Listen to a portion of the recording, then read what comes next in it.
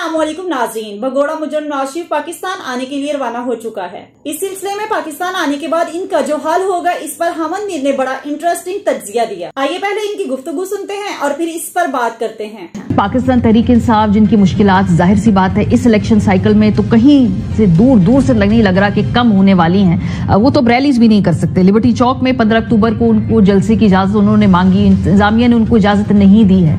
हमने देखा अब से थोड़ी देर पहले PMLN हर जगह गली गली नगर अपने जलसे कर रहे हैं, कॉर्नर मीटिंग्स कर रहे हैं। तहरीक इंसाफ अगर आज खड़ी होती है कहीं पे फलस्तीन के लिए भी एहतजाज करने के लिए तो वो भी उनको अलाउड नहीं है। सो इस वक्त सूरत हाल ये है जी लेवल प्लेइंग फील्ड की, और कहीं अपनी नाकबद अंदेशी में ये ना हो कि इस मुल्क की दो अहम सियासी जमातों के दोनों के सरबराहान को लेवल प्लेइंग फील्ड ना मिले।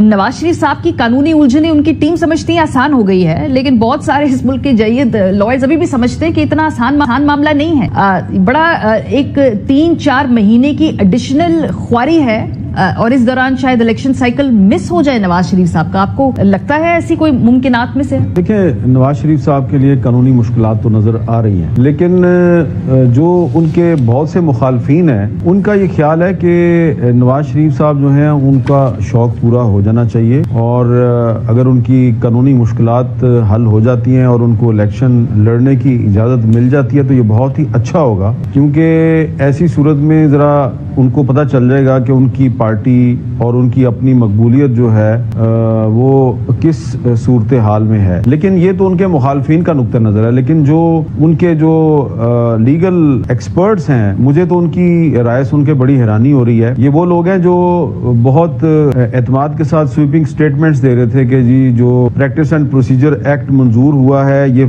सारे का सारा एक्ट जो है ये सुप्रीम कोर्ट भी इसको एंडोर्स कर देगी और नवाज शरीफ साहब के तमाम मसाइल हल हो जाएंगे। अगर आप गौर से देखें ना तो प्रैक्टिस एंड प्रोसीजर एक्ट जो है वो दरअसल एक उस पे जो एतराज किया जा रहा था कि ये पर्सन स्पेसिफिक कानून है और पर्सन स्पेसिफिक कानून नहीं बन सकता। इसके बारे में सुप्रीम कोर्ट की एक ऑलरेडी अलहदा से जजमेंट मौजूद है। तो अब सुप्रीम कोर्ट ने प्रैक्टिस एंड प्रोसीजर एक्ट को तो नहीं छेड़ा, उसको उन्होंने कहा ये तो आपने सही बनाया, लेकिन जिस मकसद के लिए ये कानून बनाया गया था, जिस स्पेसिफिक पर्सन को रिलीफ देने के लिए बनाया गया था, उसको सुप्रीम कोर्ट के 8 जजों ने नहीं माना। तो लिहाजा ये बात बड़ी क्लियर है कि इस प्रैक्टिस एंड प्रोसीजर एक्ट को सुप्रीम कोर्ट ने इसको सपोर्ट तो कर दिया है कि ये सही बनाया है, लेकिन जो इसका एक जो क्लॉज है जो कि असल क्लॉज थी जिससे कि नवाज शरीफ और जहांगीर तरीन को फायदा हो सकता था, वो क्लॉज जो है फिलहाल वो एक्टिव नहीं है। तो इसलिए मैं बड़ा हैरान हूँ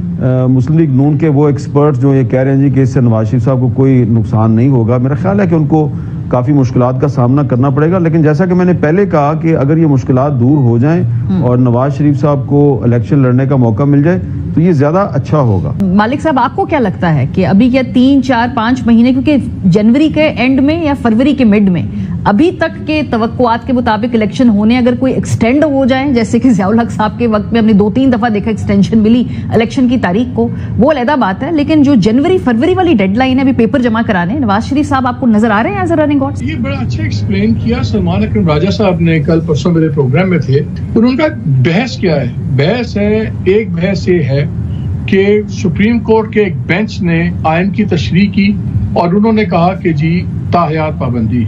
फिर इलेक्शन एक्ट अमेंड होता है, उसमें आपने कहा कि 62(1)(f) के अंदर जो सजाएं हैं जो भी नाअहली है वो अब 5 साल की होगी। अब उन्होंने बड़ा अच्छा किया है, एक उन्होंने कहा जी ये सारा हिंज करेगा आप रिटर्निंग अफसर पे।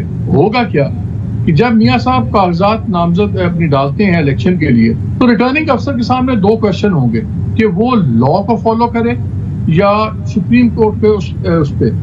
अगर वो एक्सेप्ट कर लेता है तो जाहिर है जो इनके अपोनेंट है वो चैलेंज करेंगे, अगर वो चैलेंज करेंगे तो ये बात सुप्रीम कोर्ट में जाएगी। तो इसलिए रिटर्निंग अफसर कौन होगा, किधर जाएगा, that is the key factor. क्योंकि देखिए जहां तक आईनी मुश्किलात या लीगल का प्रॉब्लम है, जब मियाँ साहब गए थे तो वो भी एक पहला प्रेसिडेंट था कि कॉन्विक्ट थे, उनको बाहर भेज दिया गया, नॉट ऑन गारंटर्स के बगैर बल्कि एक एफिडेविट के ऊपर। और मेरे प्रोग्राम में ख्वाजा आसिफ ने कहा कि हमने एस्टैब्लिशमेंट ने उनको बाहर भिजवाया।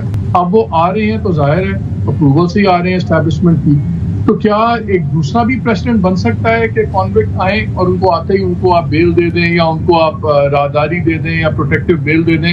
ये भी नया प्रेसिडेंट सेट होगा। अब एस्टैब्लिशमेंट तो बोझ उठा रही है, देखना भी होगा कि क्या आला अदलिया के लोग भी ये सारा बोझ उठाएंगे, बिकॉज अब सोशल मीडिया है, दूसरी चीजें हैं, सो ये बड़े टच एंड गो चीजें। नाज़रीन, यूं तो पीटीआई को कोई फर्क नहीं पड़ता नवाज शरीफ भगोड़े मुजरम को अहल किया जाए या ना अहल किया जाए, क्योंकि पूरी कौम जानती है कि अगर नवाज शरीफ को अहल भी कर दिया जाए तब भी लोग इन्हें जूते ही मारेंगे और ये किसी सूरत में भी नहीं जी सकेंगे। हो सकता है कि इनके अजीजों कार भी इन्हें वोट ना दें, क्योंकि इन्होंने जिस हद तक मुल्क को तबाह कर दिया है और मुल्क लूटने के बाद लंदन भाग जाते हैं, इसलिए इसे कभी भी अहल नहीं करना चाहिए और न ही सजा कम होनी चाहिए, क्योंकि इंसाफ का तकाजा भी यही है कि जो इन्होंने बोया है वो हर सूरत काटें। अगर नवाज शरीफ को अहल कर दिया जाए और इनकी पूरी सहूलत कारी की जाए, आखिर इन्होंने आना तो अवाम के पास ही, अवाम नून लीग को कभी वोट नहीं देगी। अगर इनको इक़्तिदार हासिल करने का इतना ही शौक है, कौम इनको और इनके सहूलतकारों को चैलेंज देती है कि ये नवाज शरीफ को अहल करें और इमरान खान को जो नाजायज तौर पर जेल में रखा हुआ है इसे रहा करें और फिर फ्री एंड फेयर इलेक्शन करवाएं और दूध का दूध और पानी का पानी हो जाएगा और इनको भी अपनी औकात का पता चल जाएगा कि अवाम ने किसको चूज किया है और किसको रिजेक्ट करके बिल्कुल फारग कर दिया है। नाजरीन, आपकी इस बारे में क्या राय है? अपनी राय का इजहार कमेंट बॉक्स में करें। मिलते हैं अगली वीडियो में, तब तक के लिए अल्लाह हाफिज।